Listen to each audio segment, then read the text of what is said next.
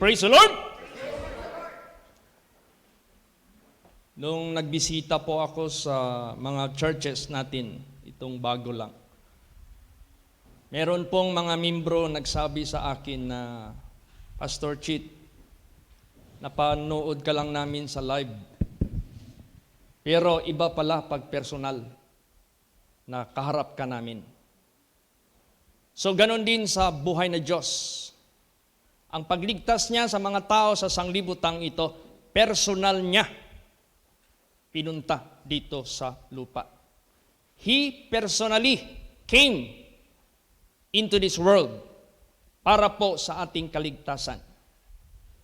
Kasi gusto ng Diyos na ipadama sa lahat sa atin. Gaano niya tayo inibig? Gusto niyang ipadama sa lahat ng mga tao sa mundong ito. Ayaw niya na sino man sa atin mapahamak. Kapahamakan hindi sa physical. Kapahamakan ng ating kaluluwa doon sa ikalawang kamatayan. Yun ang inayawan ng Diyos na mangyari sa buhay natin. So that is why personally pumunta siya dito sa sanglibutang ito. Binaba niya ang kanyang pagka-Diyos. Hindi na niya binilang ang kanyang sarili equal with God, but He humbled Himself and transformed into a human being para lang personally ipadama niya sa atin ang kanyang pag-ibig. Basahin natin. 1 John 3:16. Praise the Lord. Itong light, warm light pakisige. Sige po. Hereby perceive we the love of God, because He laid down His life for us, and we ought to lay down our lives for the brethren. Ayan. Unang-una sa bersikulo na ito, you must perceive the love of God.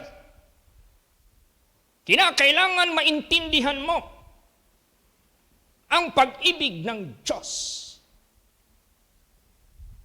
Alam niyo, kung maaari lang gusto bulagin ni Satanas ang mga isip, pangunawa ng mga tao sa pag-ibig ng Diyos. Para baliwalain ng mga tao ang kanyang pagparito sa sanglibutang ito.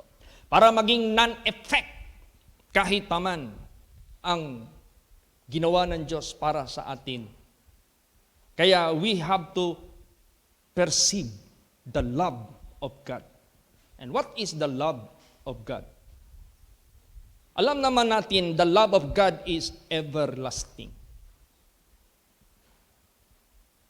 Incomparable. Walang pag-ibig na makakumpara sa pag-ibig ng Diyos na iginawad niya sa lahat ng mga tao sa sanglibutang ito. No greater love that a man lay down his life for his friend. Walang dakilang pag-ibig sa kanino man sa tao sa sanglibutang ito sa pag-ibig ng Diyos. Di ba sinabi diyan? Kung gaano kalayo ang langit mula sa lupa, ganun kalayo ang agwat ng kanyang pag-ibig, ng kanyang pag-iisip, ng kanyang mga pamamaraan sa atin. Kaya ibahin natin ang pag-ibig ng Diyos. Pag sinabing pag-ibig ng Diyos, ang ibig sabihin niyan, He would like to bring you to eternal glory. Gusto niyang dalhin ka sa eternal glory. Since the beginning, ginawa ng Diyos ang sanglibutan until this present time. Sukatin mo man ang mga length of time that has been done, hindi yan makakumpara sa haba ng panahon that you will spend with Him in His kingdom. Because that is eternal. Isipin natin yan. That is so great privilege for every one of us to avail that promise of God. That is the love of God. Yan ang pag-ibig ng Diyos. That's why we need to perceive the love of God. Praise the Lord! And because of His love, He laid down His life for us. Personally, Nagpakatawang tao siya. Personally, nagtiis siya. Personally, nagpapako siya sa cross sa Kalbaryo. Personally, ipinakita niya ang daan, ang katotohanan, ang buhay para maangkin ng tao ang buhay na walang hanggan. Personally, kanya yang yung bang ginawa niya personally sa buhay natin dito sa sanglibutang ito. Iba talaga ang Diyos. Kung nadama man ng mga kongregasyon natin that I visited them personally and they felt the difference between live, online, iba daw talaga. So ganun din ang gustong ipadama ng Diyos sa buong mundo that God, the Creator, personally bumisita sa atin. Kaya nga sinabi diyan, what is man that thou art mindful of him? What is man that thou visitest him? God himself visited us personally. Praise the Lord! Gusto talaga ng Diyos ipadama sa atin. Gaano niya tayo binigyan ng importansya. Kaya therefore, huwag nating bingi-bingiin ang ating tainga. Huwag nating bulag-bulagin ang ating mga mata. Huwag nating patigasin ang ating puso sa gusto ng Diyos na iparating sa atin na walang iba ang kaligtasan ng ating kaluluwa. Actually, our physical body, this is already subject to banish, to eliminate, to cease from its existence. Itong ating katawan, physical, subject na ito. It is appointed unto man once to die, after this, the judgment. Thou art dust, and unto dust you will return. But the Spirit, yun yung ayaw ng Diyos na mapahamak because He knows what eternal suffering you're going to suffer pag ikaw ay hindi nakapasok sa kaharian ng Diyos. Because He knows what kind of status you might have kung nandoon ka, mahatulan ka sa iyong kaluluwa sa dagat-dagatang apoy. He knows. Kaya ayaw ng Diyos mangyari yan sa sino man sa atin dito. That's why He personally pumunta talaga siya sa sanglibutang ito. Praise the Lord! Now, kung ginawa yan ng Diyos para sa atin, ang ikatlong mensahe sa bersikulo nito, 1 John 3:16. Una, we have to perceive the love of God. Ikalawa, He Himself laid down His life for us. Ikatlo, we ought to lay down our lives for the brethren. Kinakailangan bigyan natin ito ng importansya ang ating pagserbisyo sa ating kapwa para sa kanilang kaligtasan. Kung binigay niya ang buhay niya para sa atin, para tayo maligtas, ibigay din natin ang ating buhay para sa ating kapwa. You must do it seriously. You must do it faithfully as what hath God done sa buhay natin. Tayo ngayon ang mangangatawan sa ginawa ng Diyos, sa ginawa ni Kristo sa buhay natin. Pangatawanan natin yan. Importante yan. That's why anong sinabi ni Lord Jesus sa kanyang mga disciples, He that believeth on me, the works that I do shall he do also, and greater works than this shall he do. I have done this unto you so that you will do it also to your fellow. Ginawa ko ito sa inyo para gagawin nyo ito sa inyong kapwa. Kaya yung tatlo na yan na mensahe, atin yang unawain ng husto. Praise the Lord! Ano ang idinulot sa atin na personally pumunta siya dito sa sanglibutang ito? Basa. 1 John 4:9. Praise the Lord. In this was manifested the love of God toward us, because that God sent His only begotten Son into the world, that we might live through Him. See. Ano ang idudulot ng kanyang pagpunta dito. Idinaan doon sa son, anak. Idinaan niya. So, anong idudulot sa atin? That we might live through Him. Para mabuhay tayo sa pamamagitan niya. Na anong klaseng buhay ito? Buhay natin dito sa physical, sa sanglibutang ito? How cheap naman ang Diyos kung yan lang ang maibigay niya sa atin? How many years? 100 years? Napaka-cheap naman ang Diyos. Ibang buhay ito na tinutukoy niya. This is the life which He brought to this world para sa lahat ng mga tao, and that is no other than the life everlasting. The life everlasting. Praise the Lord! Yan ang gusto ng Diyos ipaangkin sa atin. And this was manifested the love of God toward us, because that God sent His only begotten Son into the world that we might live through Him. Kaya nga ang pinakaayaw ng Diyos sa buhay ng tao, yung matapos ang buhay mo sa sanglibutang ito without salvation. Kasi pag matapos ang buhay mo sa sanglibutang ito without salvation, there is no other alternative. Pag hindi ka maligtas, pag hindi ka makapasok sa everlasting life, automatically, doon ka sa everlasting death, which is the second death. Doon ka. At yan ay ayaw ng Diyos mangyari sa sinuman dito sa atin. Ayaw talaga niya. God is not willing that any of us will come into that situation.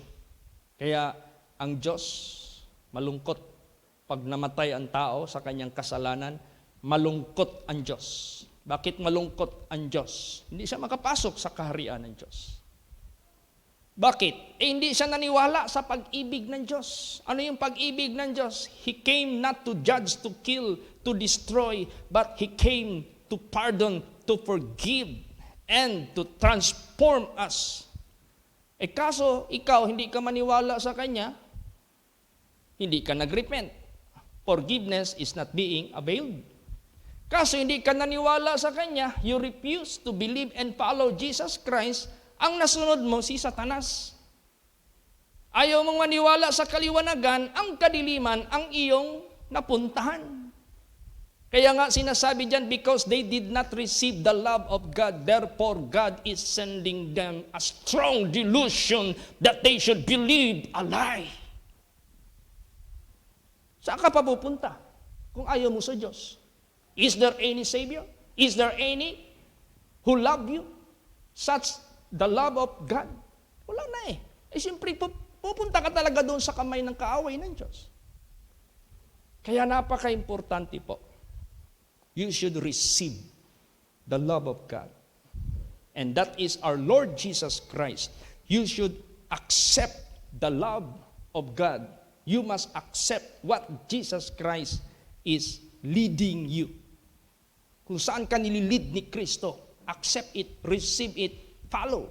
Kaya nga, sabi ni Lord Jesus, I am the light of this world. He that followeth me will never walk in darkness, but shall have the light of life. Buhay ka man, patay ka man, nasa liwanag ka, pagdating ng Judgment Day, walang dilim ang haharapin mo sa buhay mo, because darkness has been already out sa way mo, liwanag na nandyan sa iyo. Paul said, for me to live is Christ and to die is gain. Walang kadiliman. Kaya, basahin natin, Ezekiel 33:11. Ito yung expression ng Diyos. Sige. Praise the Lord. Say unto them, as I live, saith the Lord God, I have no pleasure in the death of the wicked, but that the wicked turn from his way and live. Turn ye from your evil ways, for why will ye die, O house of Israel? Yes. Bakit? Kung hindi ka magtalikod sa kasalanan mo, kasamaan mo, you will still live. Surely you will die. Kaya ayaw ng Diyos mamatay tayo. Ayaw ng Diyos na hindi natin talikdan ang ating mga kasamaan, ang ating mga kasalanan, which we have done out of our innocency. Ngayon dumating ang katotohanan na walang iba, si Kristo. Pag tinanggap mo si Kristo, anong mangyayari sa buhay mo? You will know the false. Malaman mo yung false. Malaman mo yung truth. Now, it is your choice kung saan ang pipiliin mo. If you choose the false, then go ahead.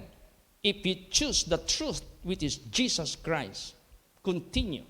Kaya nga sinabi diyan, let the holy be holy still. Let the righteous be righteous still. Let the wicked be wicked still. Let the filthy be filthy still. Behold, I will come quickly to give every man according to his work shall be. So there is always a consequence sa bawat gawa ng tao. Kung natapos mo yung buhay mo sa sanglibutang ito, you died in your wickedness. God hath no pleasure sa nangyari sa buhay mo. Because God is not happy that you will be suffering doon sa dagat-dagatang apoy. But since that is the consequence sa kasalanan, the wages of sin is death, which is second death. Ang Diyos mismo, walang magagawa. He cannot alter His truth. Di niya mabago yung katotohanan ng Diyos. Ang sabihin na lang niya, I have no pleasure in the death of the wicked. At alam mo anong laman sa kanyang kalungkutan? He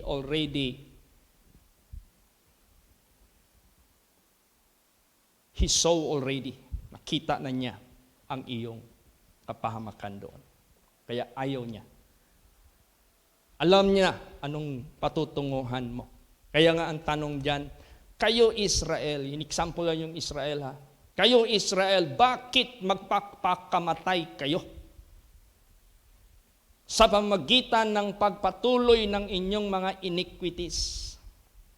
Talikdan nyo yan para mabuhay kayo.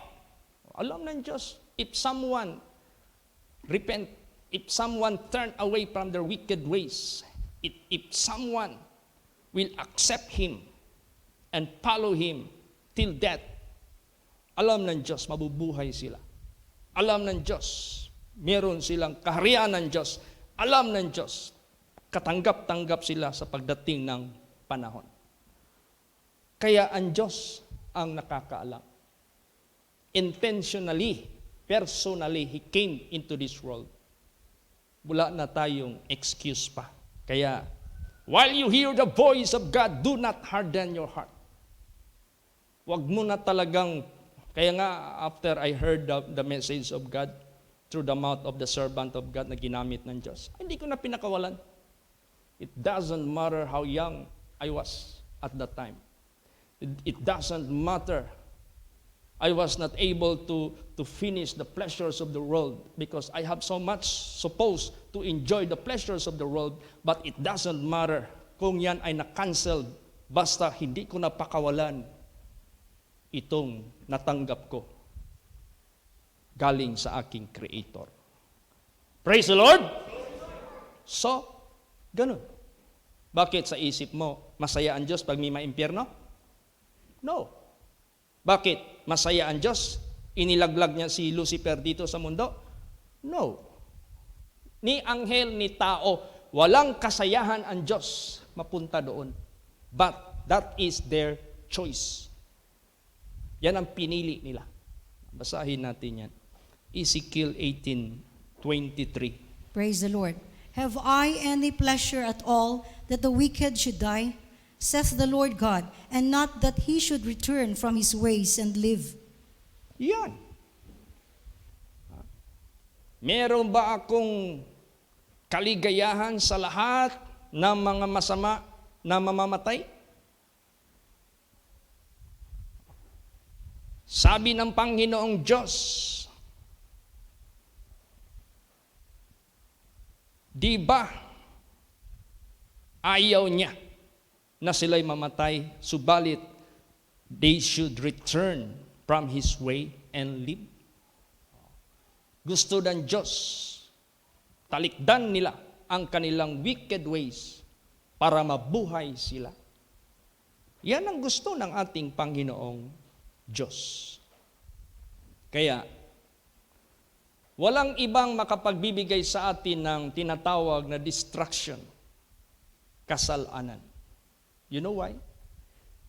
Because sin that is fighting against God, sin that is going against your Creator, sin, you are fighting, rebelling, disobeying your Creator. And who are you to fight against God? To become successful. Sino tayo na lalaban sa Diyos na maging successful? Wala. Kaya wag na tayong bakit kaya yung the wages of sin is death, second death? Bakit? Sin man, kasalanan mo lang yan Hindi man yan, kasalanan lang yan Ano ka? Alam mo ano yung kasalanan na yan? You fought against your Creator. Lumaban ka. Laban sa iyong manggagawa. You blaspheme God. You disobey God. You disrespect God. You trodden your God, your Creator, under your feet. Inapakan mo ang Diyos. Kaya nga dito sa Hebrews, dahil inapakan nila ang grasya ng Diyos, there no more sacrifice for them. Mahirap. Kaya, huwag nating isisihin yung kasalanan. Alam mo anong ibig sabihin ng kasalanan?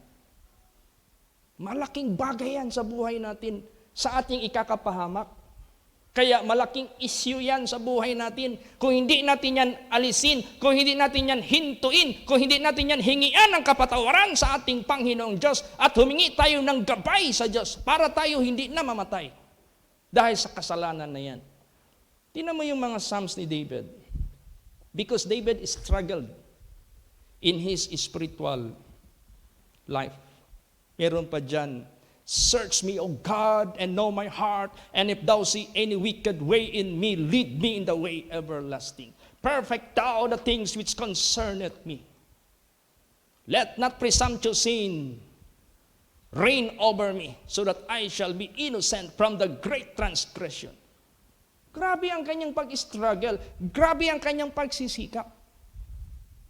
Ganon din sa buhay natin. Huwag mong isi-isihin yung kasalanan. Akala mo ano lang yan.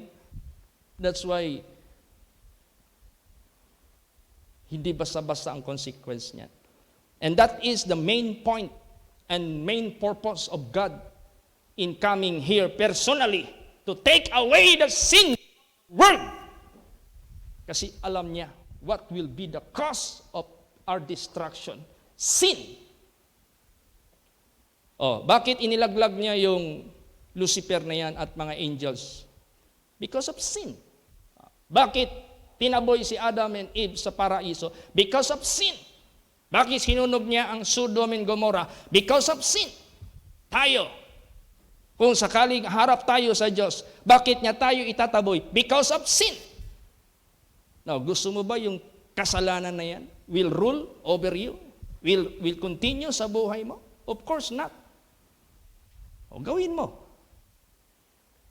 Go and sin no more. Praise the Lord.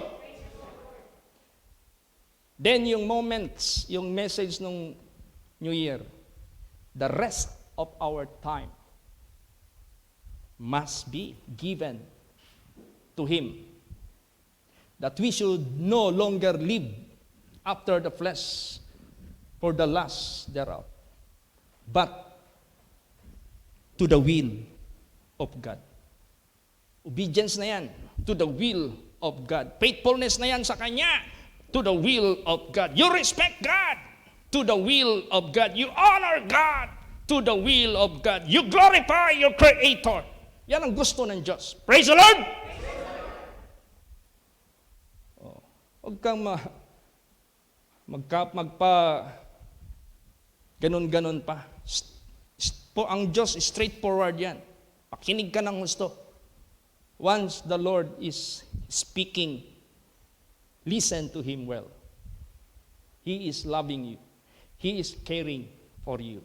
He is giving you an opportunity. Malaking opportunity ang ibibigay ng Diyos sa bawat isa sa atin. So remember that it is our sin that will ruin us. Ang ating kasalanan ang siyang magsisira sa atin. Basahin yan.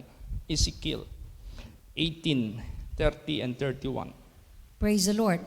Therefore, I will judge you, O house of Israel, everyone according to his own ways, saith the Lord God. Repent and turn yourselves from all your transgressions, so iniquity shall not be your ruin. Cast away from you all your transgressions, whereby ye have transgressed, and make you a new heart and a new spirit. For why will you die, O house of Israel? Yan. Napakaliwanag. Magsisi kayo. Tumalikod ang bawat isa sa inyo mula sa kanyang kasalanan. Do not continue, but you have to cease, stop, and turn away from it. Lumayas ka na dyan. Huwag mo nang ipatuloy. So iniquity shall not be your ruin. Para yung inyong kasamaan, hindi yan maging sanhi ng inyong kasiraan. Cast away from you all your transgressions. Itapon na lahat.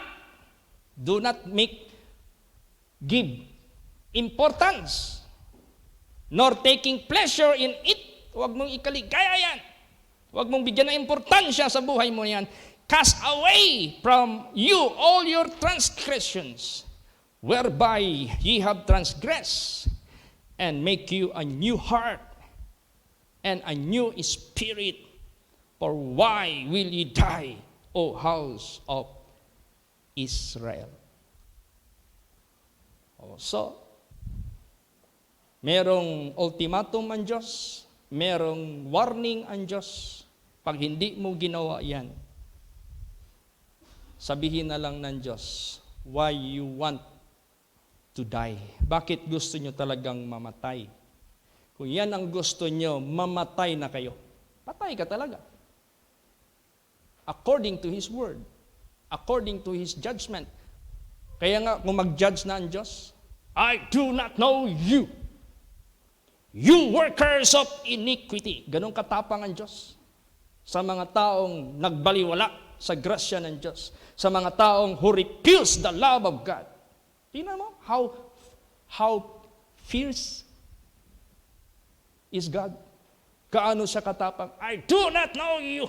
You workers of iniquity, depart from me. Hindi basta-basta yan.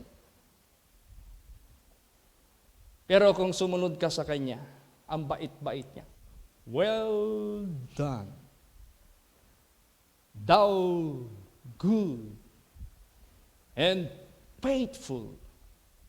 Enter thou into the joy of thy Lord, of thy God, of thy Savior, of thy Creator.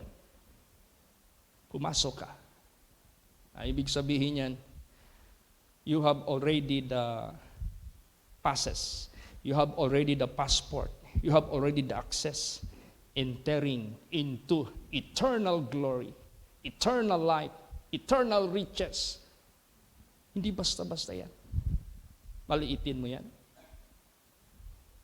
That is why how God suffered for us for that.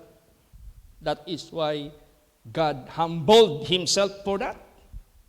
Nagpakumbaba siya para lang sa bagay na yan, sa kaharian ng Diyos. Ano pa palang pagpunta ni Jesus Christ dito? Wala nang iba. Proclaiming the kingdom of God. That there is everlasting life proclaiming hell, that there is eternal death. Yan ang pinoclaim ni Jesus Christ nung pumunta siya sa sanglibutang ito. So, let His gospel be proclaimed. Kaya nag-greet ako sa FB, Happy New Year to all people of the world. And let God, Creator, the only God and Savior, Jesus Christ, that He will proclaim His gospel sa lahat ng mga tao. That is the biggest blessing ever we could consider sa kanyang pagpunta sa sanglibutang ito. Once He proclaimed the gospel of the kingdom of God, this is an offering of God, gift of God, blessing of God to all mankind to have eternal life. Bilis lang ang buhay natin sa sanglibutang ito. Napakaikli lang ng buhay natin sa sanglibutang ito. That's why the Bible says, teach us to number our days, that we may apply our hearts unto wisdom. Who is that wisdom? Jesus is the wisdom of God and the power of God. Apply Him, and you will have eternal life. Kakaroon ka ng buhay na walang hanggan. Actually, nung una, it is a bad omen for someone if you offer grave, if you offer funeral service. Parang bad omen yan. Di ba? Kunyari ako, nagtatrabaho ako sa St. Peter. At the same time, nagtatrabaho din ako sa Davao Memorial Park. Both of these are my products. Sabihin ko, ma'am, baka wala pa kayong funeral service in case sa mga loved ones nyo mamatay, at least di na sila magkara-kara saan pakukuha ng pera para sa kabaong, para sa serbisyo.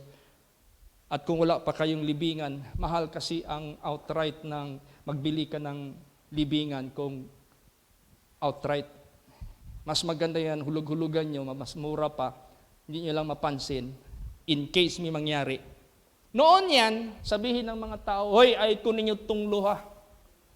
Pahawa dere, bastos ka, wa kay batasan, gitunglo ko nimo. Ganon, pero ngayon di na. Because ang tao, kaliwanagan na sa Word of God. Praise the Lord. That is already given. That is already normal. That is already common. That will happen to anyone, rich, poor, young, old, girl, man. Normal na yan. So, ang mga tao, hindi na mag-isip ng masama. Lalo na tayo, na meron tayong banal na salita. Praise the Lord! Kaya, yung nagpunta kami dyan sa, nag-invite si Brother John Traso. Yung father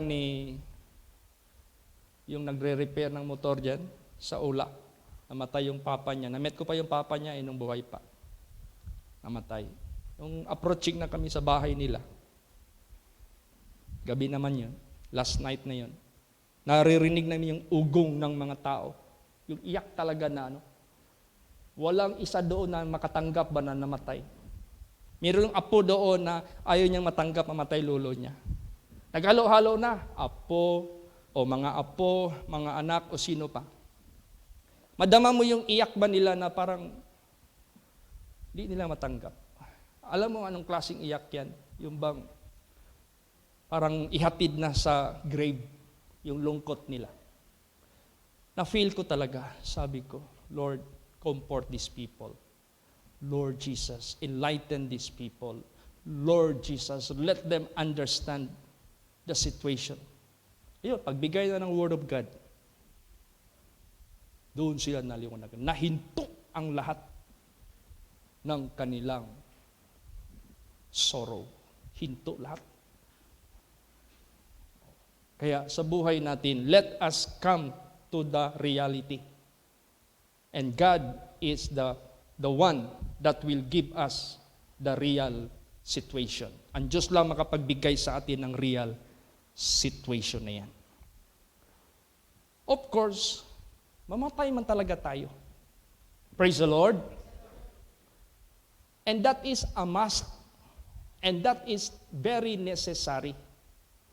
So yung binigay ng Diyos sa atin ng pagkakataon na maghinto sa paggawa ng kasalanan, tumalikod sa kasalanan, sumunod sa Diyos, magrespeto sa Diyos, sumamba sa Diyos, maglingkod sa Diyos, at ibigin natin ang ating kapwa, katulad sa pag-ibig niya sa atin, gawin natin yan. Di ba? Anong mangyayari? Basa. 2 Samuel 14:14. Praise the Lord. For we must needs die and are as water spilt on the ground, which cannot be gathered up again. Neither doth God respect any person, yet doth he devise means that his banished be not expelled from him. All right. Akala mo hopeless na. Akala mo end of everything na. Yung pala, God made a device.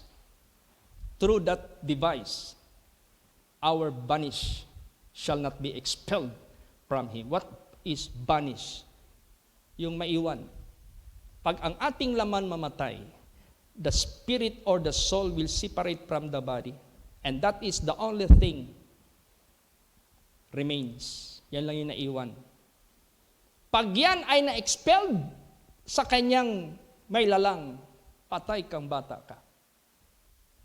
That is the most dreadful, sorrowful news that you can hear from your Creator. Yan ang pinaka-sad.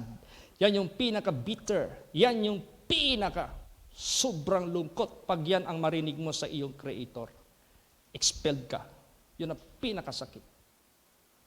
Pero nagbigay man siya ng means, ng device, para yung banish natin will not be expelled from Him. And this is now the device, which is the truth of God. Jesus Christ, our Savior, our guide, our light, our shepherd. Siya yung mag-guide sa atin, sigurado yan. Although we need to die because it is a must. But the most important, the banish, yung maiwan, shall not be expelled before Him. Time will come, you will realize that. Time will come, you will face that situation. Darating ang panahon. Praise the Lord! Sino ba yung nagsimba dito na matagal ng, si Sister Delilah? Dami niyang hinanap dito na hindi niya alam. Rested already in the Lord. Sabi niya, saan si Sister Binay? Ay, kinuha na ni Lord Jesus. Saan si Sister Pilar Abian? Kinuha na ni Lord Jesus. Saan si Brad Frank tsaka Sister Cording? Kinuha na rin ni Lord Jesus Christ. Ano ibig sabihin niya? Kaya nga sinabi dito, God is no respecter of person. Once you are already spilled on the ground, you cannot be gathered up together again. But the most important that He made device that the banish shall not be expelled from Him. Then use it. Gamitin mo that device. Yan na yun. Yung word of God na yan. Be sincere. Be faithful to your Creator. Be honest and be loyal. Talaga bang gusto ng Diyos walang mapahamak? Yes. Basa. 1 Timothy 2:4. Praise the Lord. Who will have all men to be saved and to come unto the knowledge of the truth. Yes. Yan ang gusto ng Diyos. Maari lahat ng tao maligtas at makarating sa kaalaman ng katotohanan. Ngayon, binigay sa atin ngayon ang duty and obligation to fulfill this promise of God. Basa. Acts 20:28. Praise the Lord. Take heed therefore unto yourselves and to all the flock over the which the Holy Ghost had made you overseers to feed the church of God, which He hath purchased with His own blood. Yan. Kailangan tayo mag-ingat sa ating sarili at doon sa kanyang kawan na kung saan ginawa kayo ng banal na espiritu na mga tagapagbantay. Pakainin ninyo ang church of God na kanyang binili ng kanyang banal na dugo. Kaya kailangan ma-repair kaagad yung church ng mga kongregasyon natin na nasira because ang naapektuhan dyan ang mga kaluluwa. Praise the Lord! That should be immediately restored for the benefit of the souls of people of God. Kaya, importante maging faithful sa tithings kasi diyan ka i-bless ng Diyos dahil diyan makapagbigay ka sa happy sharing. So, by obedience, by our faithfulness to God, we can fulfill His command. Wala man tayong magawa sa sarili natin kung di tayo magsunod sa Kanya. Let us walk as He walked. Basa, 1 John 2:6. Praise the Lord. He that saith he abideth in him ought himself also to walk, even as he walked. Yes. Anong tinuro ni Lord Jesus Christ? Di ba namingwit siya? Sabi niya, Pedro, pamingwit digto. Ang unang isda makuha nimo, naanay sulod coin, kuha, ako ana. Sunod nimo mabingwit, naanapod na coin. Kuha, imuha na, dalha diri. Kay mabayad ta what is due to Caesar, tax, and what is due to God, tithes. O di ba? Tinuro yan ni Lord Jesus Christ. Praise the Lord. And by this is an act of sacrifice. Let us rejoice. Malipay ta sa paghimo ni Ana. Because this is for the service of the people of the world. Praise the Lord. Serbisyo nato ni para sa mga tao. Basa Philippians 2:17. The Lord. Yea, and if it I be offered upon the sacrifice and service of your faith, I joy and rejoice with you all. Yes. If you are being offered upon sacrifice and service for the faith of the people, for the spirituality of the people, I joy and rejoice with you all. Ikaligaya natin yan. Praise the Lord. Last verse, 1 John 4:11. Praise the Lord. Beloved, if God so loved us, we ought also to love one another. Praise the Lord. Yan. Yan na yung first verse kanina. 1 John 3:16. Hereby perceive we the love of God, because He laid down His life for us, and we ought to lay down our lives for the brethren. Dahil sa pag-ibig ng Diyos, pinakatawanan niya ang pagpunta dito personally to give His life for our salvation. Tayo na naligtas, pangatawanan din natin ating pag-ibig na gawin natin sa ating kapwa. As He loved us, we should also love our brethren. Praise the Lord! Kaya, to God be the glory. Pasalamat tayo sa Diyos. Dumating tayo sa Kanyang katotohanan. Let us rejoice sa pinapagawa ng Diyos sa atin. Praise the Lord!